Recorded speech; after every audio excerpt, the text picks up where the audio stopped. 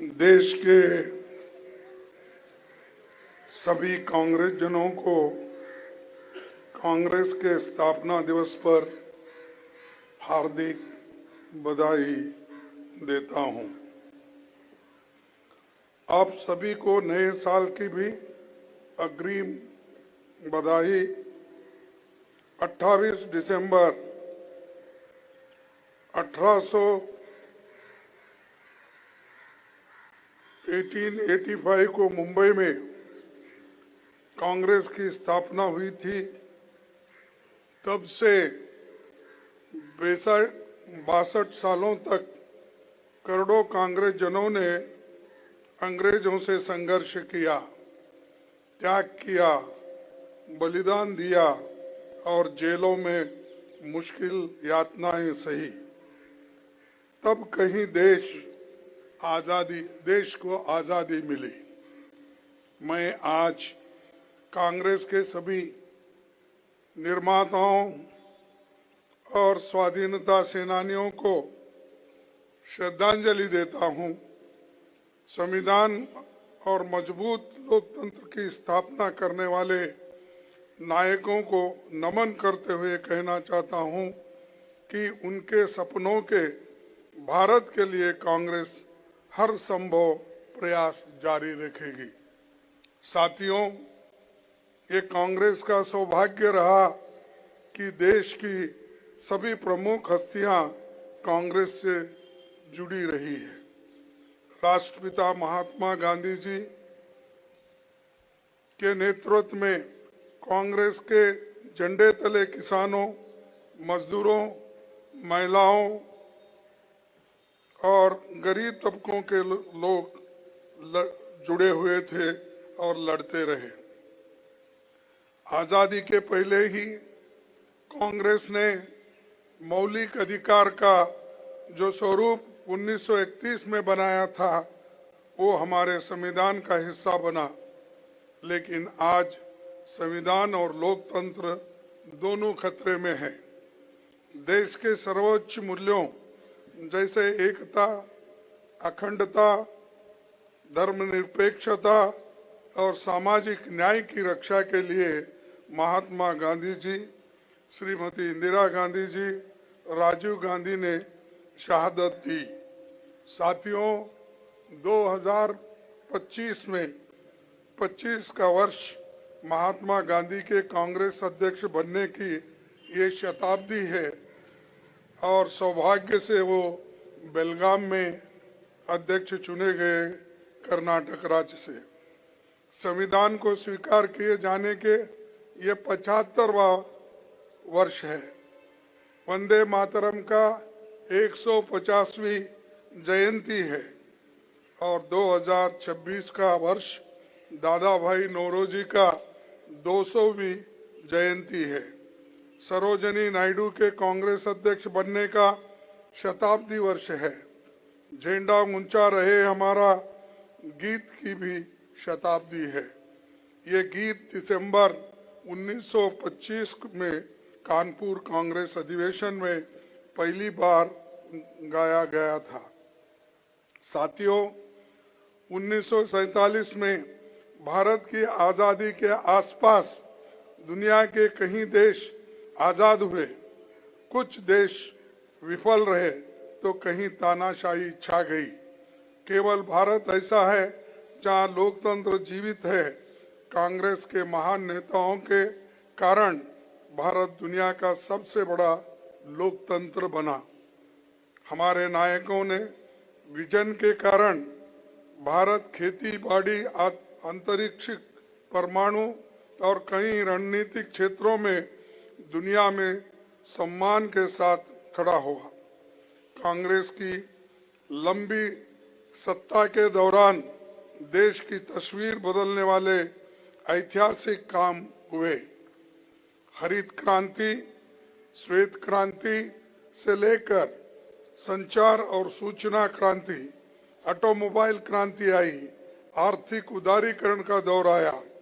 चाहे शिक्षा की बात हो, आईटी सर्विस हो या दूसरे क्षेत्र में दुनिया में भारत ने एक छाप छोड़ी है। ये सब कांग्रेस की बड़ी उपलब्धियां हैं और इसीलिए आज देश इस स्थिति में आने के लिए एक उपलब्धि कर दी है। मैं ये याद दिलाना चाहूंगा कि सोनिया गांधी जी के अध्यक्ष काल में यूपीए सरकार में नागरिकों के अधिकारों की रक्षा का दायरा और बढ़ा। डॉक्टर मनमोहन सिंह के प्रधानमंत्री काल में हक हकूक आधारित अप्रोच के तहत कानून बने।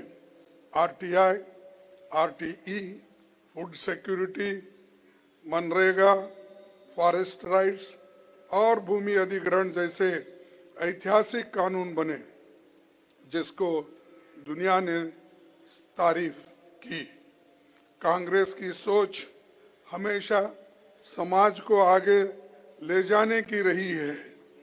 आजादी के आंदोलन में महात्मा गांधी जी ने कांग्रेस को सामाजिक सुधार, छुआछूत के विरोध, आर्थिक स्वावलंबन, बराबरी के अधिकार, सांप्रदायिकता के विरोध जैसे मसलों के लिए तैयार किया। कांग्रेस को रचनात्मक कामों से जोड़ा। कांग्रेस की सोच हमेशा बड़ी थी, लेकिन पिछले 11 वर्षों में मोदी सरकार ने कांग्रेस द्वारा बनाए गए संस्थानों को कमजोर किया जा रहा है। राष्ट्रीय संपदा के साथ जल, जंगल और जमीन खतरे में आज आई है। आरएसएस, बीजेपी के नेताओं ने देश का संविधान, तिरंगा झंडा, अशोक चक्र और वंदे मातरम तक को नहीं स्वीकार किया। उनको समाज की प्रगति के लिए बनने वाले कानून से विरोध था। वे बलिदान और त्याग से हासिल जनता के अधिकारों को कुचलने में लगे हैं। जिनके पूर्वकों की फ्रीडम मूवमेंट में कोई भूमिका नहीं थी, आज जनता के अधिकारों को छीनने का काम कर रहे हैं। हमें उनकी ऐसी कोशिशों का हर स्तर पर डटकर मुकाबला करना है। साथियों, पिछले 140 सालों में कांग्रेस ने कई उतार चढ़ाव देखे हैं। हमारे पास दादा भाई नौरोजी से लेकर महात्मा गांधी जी, सरोजिनी नायडू, सरदार पटेल, नेहरू जी, मौलाना आजाद, नेताजी सुभाष चंद्र बोस, राजेंद्र बाबू जैसे महान नायकों की विरासत है। हमारे नायकों ने हमें सिखाया कि देश और जनता को सशक्त बनाने के लिए हमें लगातार काम करना है। हमें अपने गौरवशाली परंपरा के अनुरूप सभ्य और शालीन भाषा में अपने विरोधियों को मजबूती से जवाब देना है। हमारे नायकों ने सत्य के रास्ते पर चलना सिखाया। हम उसी मार्ग पर चलकर विजय हासिल करेंगे। गांधी जी तो यहाँ तक कहते थे कि सत्य तब भी टिकता है जबकि उसके पक्ष में जनसमर्थन न हो। मैं और एक बार इसके लिए सत्य भी टिकता है जबकि उसके पक्ष में जनसमर्थन न हो, पर हमारे पास सत्य भी है और जनसमर्थन भी है। हाल में रामलीला मैदान की रैली में भारत जोड़ो यात्रा और भारत जोड़ो न्याय यात्रा जैसे कई मौकों पर देश की जनता ने विराट जनसमर्थन हमें दिया है। साथियों, पिछले 11 सालों में बीजेपी सरकार ने चंद पूंजीपति को फायदा पहुंचाने के लिए कई कानूनों को बदला। मनरेगा को नष्ट कर दिया जा रहा है। जल, जंगल और जमीन की लूट जारी है। सरकार फर्जी आंकड़ों से खेल रही है और सच छिपाने के लिए अभी तक सेंसस नहीं कराया जा रहा है। साथियों, आप सभी जानते हैं 2025 में महान नायिका इंदिरा गांधी जी के नाम पर ये भवन कांग्रेस का स्थायी दफ्तर बना। हमारे सीपीपी चेयरपर्सन सोनिया जी के अथक प्रयासों की ये देन आने वाले समय में संविधान और लोकतंत्र की रक्षा का केंद्र बिंदु बनने जा रहा है। 100 साल पहले कांग्रेस अध्यक्ष पद का दायित्व संभालने के बाद सरोजिनी नायडू जी ने कहा था, स्वतंत्रता के युद्ध में भय एकमात्र अक्षम विश्वासघात है, निराश एकमात्र अक्षम पाप है। आज हम आजादी की छाव में हैं, पर उनकी बातें आज भी अहमियत रखती है और आज हम संविधान और लोकतंत्र को कायम रखने के लिए मनरेगा जैसे जनता के अधिकारों की रक्षा के लिए लड़ रहे हैं। मैं देश भर के सभी कांग्रेस जनों से अपनी ये अपील दोहराना चाहूंगा कि एक स्वर में एकजुट होकर मनरेगा को बचाने के लिए जन जन के बीच जाइए। इसके लिए हमें दांडी मार्च और भारत जोड़ो आंदोलन जैसी भावना के साथ जुटना होगा। गरीबों और कमजोर लोगों के हक में मनरेगा की बहाली के लिए हम हमारे सरकार को मजबूर करेंगे। आखिर में आज स्थापना दिवस पर एक बात साफ कहना चाहता हूं। जो कहते हैं कांग्रेस खत्म हो गई है, उन्हें बताना चाहता हूं, हमारे पास सत्ता कम हो सकती है, लेकिन हमारी रीढ़ अभी भी सीधी है। हमने समझौता नहीं किया, न संविधान से, न धर्मनिरपेक्षता से, न गरीब के हकों के लिए हम सत्ता में न हो, लेकिन सौदेबाजी नहीं करेंगे। कांग्रेस ने कभी धर्म के नाम पर वोट नहीं मांगा। कांग्रेस ने कभी मंदिर मस्जिद के नफरत नहीं फैलाई।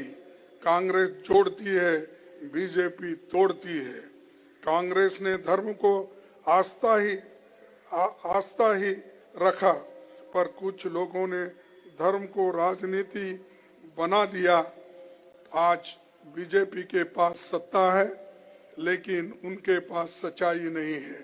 इसीलिए कभी आंकड़े छुपाए जाते हैं, कभी जनगणना रोकी जाती है, कभी संविधान बदलने की बातें होती है।